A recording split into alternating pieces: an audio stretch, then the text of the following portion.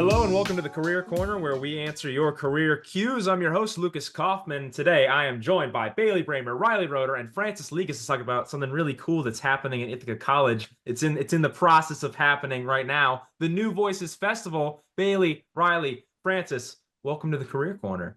Thank you for having us. Yeah, thank you. It's a pleasure to be here. I'm very excited. Your big debut. Has anybody been on a podcast or a radio anything before? We did a radio hour with WRFI for the festival last year with DJ Jacob, also known as our co-professor. All right. So let's talk about what we're here to talk about today. The New Voices Festival. So we'll go down the line, starting with Riley, because she has seniority in this situation, and then we'll go to Frannie and then Bailey because Bailey is, and I quote, just a baby. What are your roles in the festival, and just what is the festival? What is New Voices? Yeah, so hi, I'm Riley. I am the student director of the New Voices Festival. It's my third year with the festival, and in case you're new here, the New Voices Festival is a 3-day literary festival that's held here every spring, where we bring 7 new and emerging authors from a variety of genres, so nonfiction, fiction, poetry, short stories. And we also have a playwright, and we bring them here to Ithaca College, where they will participate in panels and readings and just hang out with us students, so we can really get to know the literary landscape these days. And in addition to the actual festival, we also have the class, of course. The class is almost completely student run. We do have 2 wonderful co-professors who like watch over us, to make sure we have some structure. But we have a traditional, like, sort of literary English seminar in which we discuss the texts that we're looking at, and talk about the authors, their backgrounds, their inspirations, and then we plan the festival. So that can range from anything from making silly little TikTok videos, and memes, to reaching out to local businesses to see if they would like to include products in our goodie bags for the authors or allow us to advertise in their spaces. Awesome. I'm Frannie Leigus. This is also my third year with the festival. I am the assistant student co-director with Bailey. And yeah, the festival, I mean, Riley covered a lot of it. The 3 of us, she downplayed it a little bit. The 3 of us are like the teachers of the class, which has been very enjoyable. I'm hoping to go into teaching, so it's been an awesome experience for me, and I love it. Awesome. And I'm Bailey Bramer. This is my second year with the New Voices Festival. I am also assistant student director, and it's my first year in leadership. And I don't have much to add. The festival's really cool. It's just such a great opportunity for students, whether you're interested in going into literature, publishing, editing, etc., or things like event management, PR, social media. It gives you so many really awesome career skills on top of just being a really awesome class. Incredible. And now that we know you guys and we know kind of what's going on with New Voices, what it is, what can we expect this year? What's the lineup and what kind of events do you guys have planned? Yeah, I can go. We've got a great list of authors. Every year we do 7 authors. So we have a playwright, Jake Brash, who wrote The Reservoir, Ananda Lima, who wrote a short story collection called Craft Stories I Wrote for the Devil, a poetry collection by Jamaica Baldwin, who's a professor at Ithaca College. Her book is called Bone Language. We have Hannah Louise Poston, who wrote Julia Hungry, which is also a poetry collection. We have Riddles of the Sphinx, which is our nonfiction book this year, written by Anna Schechtman, who's a professor over at Cornell. And we have Mouth, which is another short story collection written by Paloma Ghosh. And our final book is I Leave It Up to You by Jinu Chang, which is our novel. So a really exciting list of people. And then in terms of actual festival events, we on Wednesday, the 23rd of April, it's our kickoff with the short. which is a super duper awesome part of the festival. It's down at Buffalo Street Books, and we have each of our authors read from their works for 7 minutes. So we have 7 authors reading for 7 minutes. It gives you a nice taste of all of the different authors we have, and also gives you an opportunity to buy their books and get them signed and everything like that. On Thursday, April 24th, we have 2 amazing literary panels where we'll have authors in conversation with each other with questions that the class comes up with and also questions that the audience asks.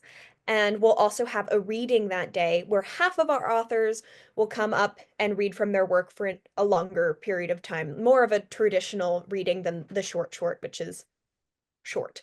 And then Friday, it's the same thing as Thursday with 2 panels and 1 reading. But then after that reading, we have a staged reading of our play this year, The Reservoir, that is also open to everyone. All of our events are totally free.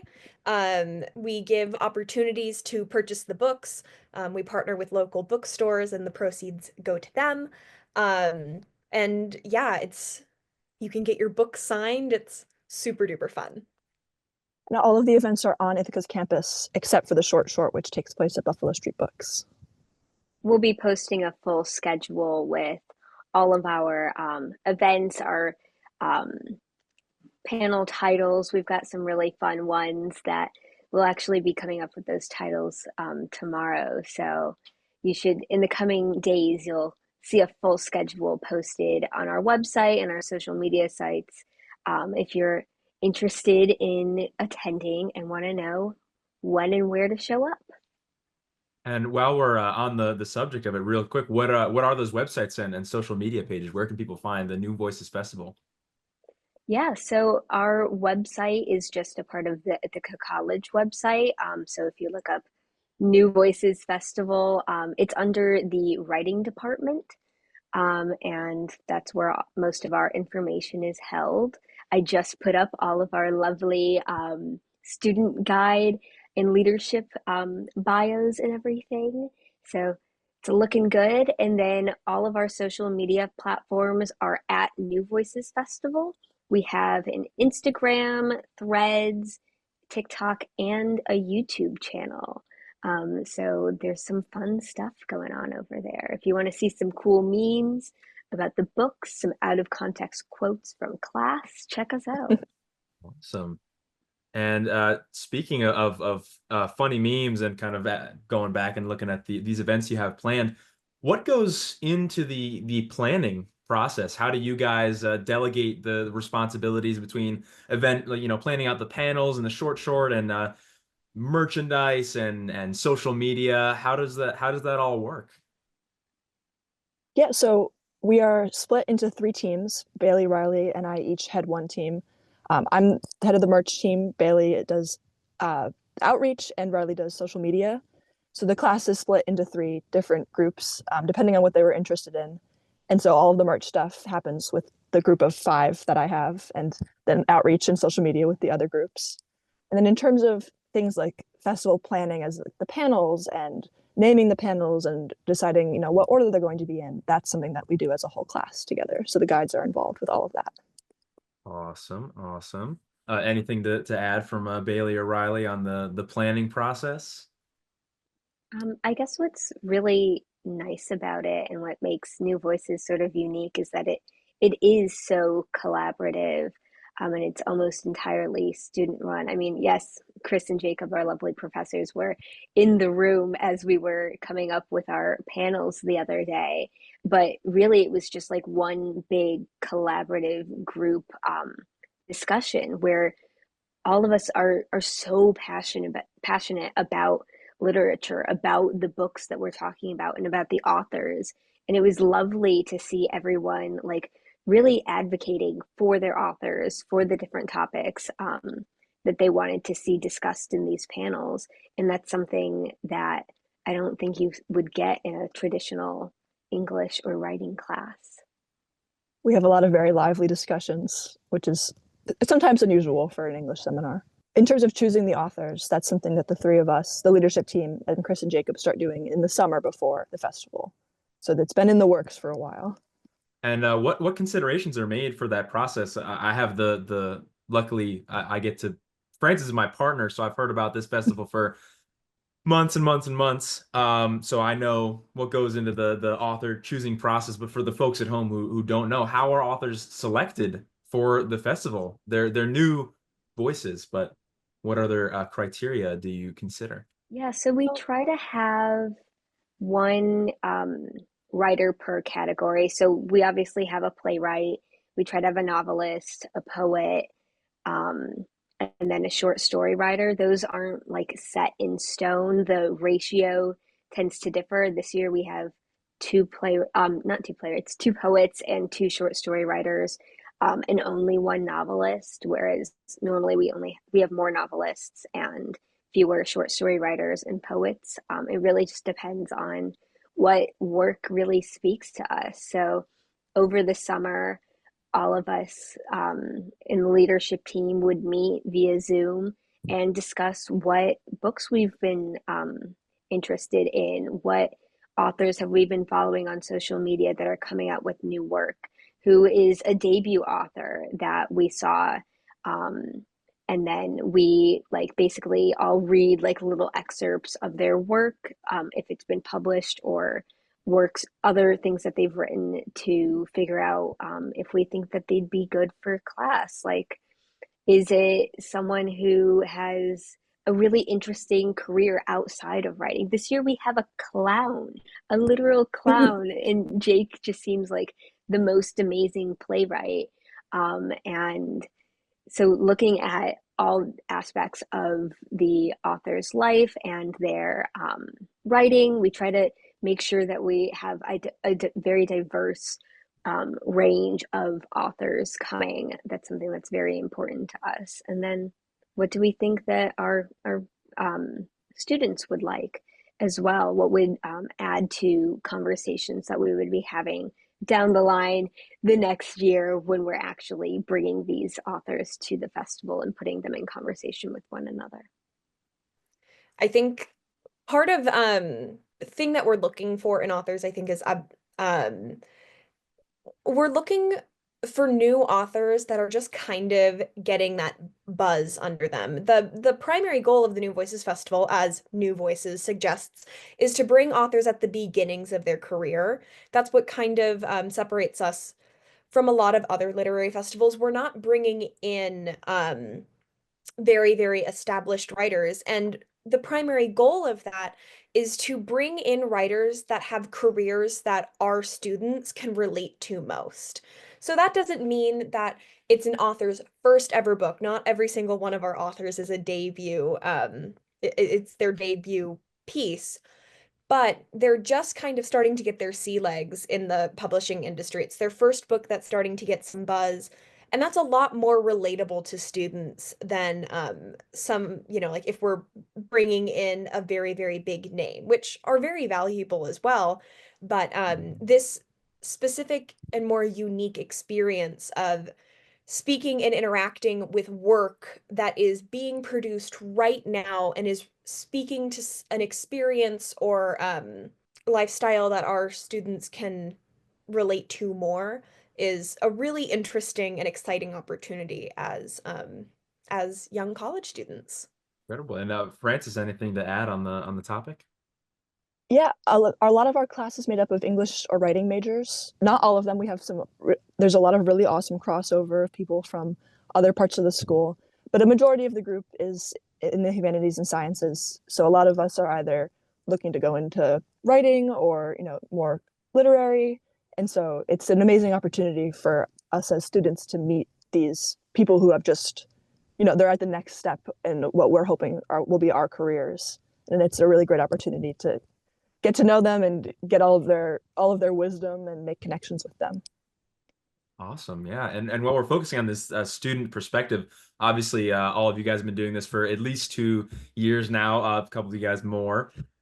You've been a guide and now you're on the leadership. So I was hoping, and this was a big kind of multi-parter question that I'm throwing together here. I'm combining some questions from my list of questions So forgive me if I get a little garbled up, but I'm going to try to articulate it. I've already gotten lost. It already happened in the process of asking. So, as folks who have been a guide, now you're on leadership, what what are some of your favorite memories from your time in the festival? And also, what are some of the shifts in perspective that have occurred, transitioning from being a guide to being on leadership? And what's the how's the experience different, and kind of what do you remember being awesome, and what are you excited for that's going to be different this time around? Yeah. As I said, I've done it for 3 years now, and I think one of my favorite memories from the festival was doing. We have an event at not at Buffalo Street Books, at Odyssey Books, for the student guides after our readings on the Thursday day of the festival, and like sitting in a bookstore eating dinner with like these incredible authors is just absolutely a dream.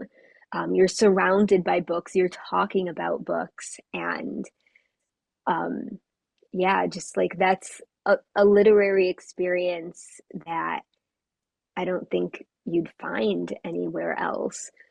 And that was just like so incredibly magical. But to answer the other part of your question is like what sort of shifted in perspective. And I had the interesting experience of last year. I was both the student guide and one of the assistant student directors. So I've done all of the different things in the festival. And I think what's really nice about both moving up in terms of leadership and in working on the festival for multiple years is the ways in which we reflect on the festival planning process, really looking into what went well for these events, what didn't go well, how do we want to improve the festival, really making it better year after year, what went well during the class, is there a structure that went really well in terms of how we present um, to the guides, how they do their presentations, what's the best way for us to structure the class, and really learning from our mistakes, and changing and evolving and learning from one another, rather than just having like a boilerplate structure that we use year after year. We're constantly keeping up with one another and with the times and making sure that we're making this the best festival it can be. Yeah. For me, I mean, there's so many awesome memories. Can I tell the story about Megan Fernandez and the "Are You a Baby" thing, or should I keep that to ourselves? Riley, thoughts? I mean, I I think don't you think gotta I share heard now, this right? one. So my freshman year, I was one of the guides for one of our poets, Megan Fernandez, and the best part of the festival for me that year was the relationship I established with Megan. She was lovely and super funny, and we like very quickly. She felt more like a friend than just you know the guide author relationship. And after one of the events at the festival, she was outside smoking a cigarette, and she offered me one, and I was 18 at the time, and I sort of didn't know what to say, and she went, "Wait, are you a child?" and and then she fished around in her pocketbook and she gave me like a singular Tic Tac, and she was like, she's like, "You can't have a cigarette, but I can give you this." And it was just such a funny, like lovely, kind moment between the two of us that I really loved. And last year I had the pleasure of being a guide for another one of our poets, Stella Wong, and I was working, my guide partner, her name is Megan, different Megan from the cigarette story. And I had such an amazing time with Megan analyzing the text. We created a slideshow presentation on the illusions within that book, and I think we had like 60 or 70 slides, and it was so much fun just putting that together. Like as an English major and a writing major, I love doing the literary analysis, and so that was so much fun for me. And then, yeah, as Riley was saying, one of the most exciting parts about being in leadership is like the level of influence we have now over the festival. As guides, we definitely had some. We do at the end of the year, we talk about what went well and what didn't. We get all guide input. But the three of us sort of get to spearhead that, the next year in the festival, and that's been really, really fun. I would say that my favorite memory from the festival, last year I was so nervous to meet my author, Kate Doyle, author of I Meant It Once. Read her stuff, it's great. I was so nervous to meet her. I had met her over Zoom once, and she currently lives in Amsterdam. And I walked up, I saw her in Buffalo Street Books, and I had my little tote bag of all of my merch for her, and I walked up and I said, "Hi, I'm Bailey. It's so nice to meet you." And I handed her the merch bag, and she goes, "Oh my gosh, I have something for you." And she had made these cute little cards for me and my guide partner, and brought us chocolate from Amsterdam, and it was just such a wonderful experience. Everything with her was so great. She was so much fun. She had lived in Ithaca before, so she had a bunch of things that she wanted to do. Um, and she was just so lovely. And then after the festival, we all write introductions for our authors for different events for their readings. And we put a lot of work into them. They're quite in depth. We spend whole classes just working on them, get a lot of notes. It's basically to give the audience an idea of who they are, and also just in many ways it's a love letter to the authors of just how much we've enjoyed working on the festival and their books specifically. And after the festival, Kate emailed me and asked me to send her my introduction, and she said that she wanted to send it to her publisher. And it was just such a wonderful experience, and I felt it was so wonderful to feel appreciated by like someone who you grow to idolize in many ways of you put so much effort into reading their books and analyzing their books and thinking about their books and planning their visits. And to have that care and excitement reciprocated is just such a wonderful experience. Um, in terms of, my perspective changing as a member of leadership, I think the biggest change just comes from the opportunity to work with such a big team. We do so many different jobs. We help run classes, we help plan the festival, we help plan class discussions, classes, everything. And so we're working with, the group as a whole. We're working just us three leadership people. We're working as a team of five with our two professors included. We're working in our small groups. And so you get so many different dynamics happening, which can be challenging. You have so many different hats to wear, so many different roles to fill. But that fluidity and that flexibility is such great experience. And when you just lean into it, it's so much fun. And I think that that's been one of the best kind of changes or aspects of being on leadership this year. Yeah, awesome. So much cool stuff going on the leadership side and the guide side. I mean, who could ever say no to loose Tic Tacs and chocolate from Amsterdam? So I want to ask you guys, it's another multi-parter. How can people get involved with the New Voices Festival as a guide? How can current student guides who are interested in leadership, how do they maybe become leadership? And do you have any advice for future student guides or future leadership? Well, for leadership, you have to have been a student guide. So after the festival, we'll relax, do some reflection, and then the guides will get like a Google form if they want to apply to be a guide, to be a part of the leadership team. And then as for joining the festival as a student guide, usually in early November, late October, around the time of registration, there'll be applications sent out for student guides. You do have to apply to join the class. It's a 4 credit class comprised of two credit classes. And you do need professor permission to register for those. So you have to apply, be accepted, and then you can join the class. But that's always super fun. But you don't have to be a part of the class to come to any of our events. Like we said, they're all free, and most of them are on campus with the exception of the short. So anyone and everyone can come and, follow us on social media, interact with our work, just read the books. You don't even have to, well, you don't have to have read them to come and enjoy the experience. Yeah, and in terms of advice to people who want to become guides, I mean, my advice is always just apply. I think it can be there aren't many classes at Ithaca College that you have to apply to get into. So I think when students who haven't done the festival before hear like, oh, I have to apply and not only apply but submit it to the head of the English department and the writing department, I think there's usually a lot of stress there. I mean, I know as a freshman I was very nervous. I had the only reason I ended up actually applying was I had a professor who was like, you have to do it.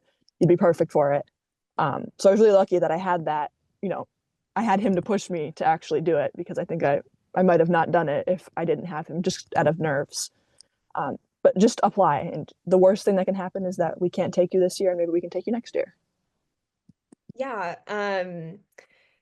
in terms of, I absolutely agree with that for student guides. Apply, apply, apply. The only reason that it's a thing that you have to apply for is because we only have 14 spots because of how the festival functions. We only invite 7 authors. We only have 2 student guides per author. Otherwise, the festival just doesn't work with the structure of the course.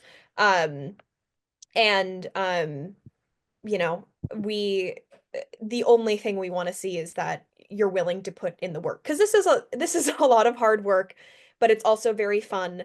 And just making sure that we have students that have enough time to do what we need to do is the most important part. In terms of advice for leadership, I think that anybody in New Voices leadership, the number one most important thing to understand is delegate. Um, I think that, not to stereotype, but there's a certain kind of student that ends up a New Voices leadership person. And that is huge nerd. Huge nerd who likes to do a lot of work and say yes to a lot of things. That's how we get into leadership, is we say yes to a bunch of things. We do ourselves and our fellow students a complete disservice by saying yes to everything ourselves. Not only do we stress ourselves out and not give our best work, but the student guides are there because they want to do everything. When I was a student guide, I wanted to do everything humanly possible. Um, and I think denying people that opportunity is just so sad. Everyone's there for an equal love of the festival, an equal love of the books that we're reading, an equal love of the authors, and an equal willingness to put in a ton of hard work to make it great. And I think delegation is extremely difficult to learn, but it's an absolutely essential part of our role. To go back quickly to the application process and all of that, I think part of the fun of the class is that because you had to apply to be in the class, every single person in the room is really excited and wants to be there, and it makes for such great class discussions and like just class environment in general because everyone like you had to apply to get in. Everyone is so excited, and that's a lot of fun. Awesome. Yeah. Thank you all so much for sharing your experiences there on that one. I have not personally applied for New Voices, but on the front of being intimidated by the head of the English and Writing department, I don't know Chris Holmes that well, but I do know Jacob White, and you don't have to be afraid of that guy at all, for sure, if anybody was on the fence about that. We're coming to a close of our time here. We're reaching the end. We're at like the 28-minute mark for our recording here. So before we close things out, I just want to ask all of you guys really quickly, or you could even draw it out if you want to. It's not that important that it's quick. What are you hoping to leave as the kind of legacy, the memory of this year's New Voices Festival? And then if you have any other closing remarks for the folks at home, and we can starting with seniority. We're going to start with Riley, then go to Francis, and then go to Bailey. Oh God. Um, I think this year I just sort of want to like enjoy the festival.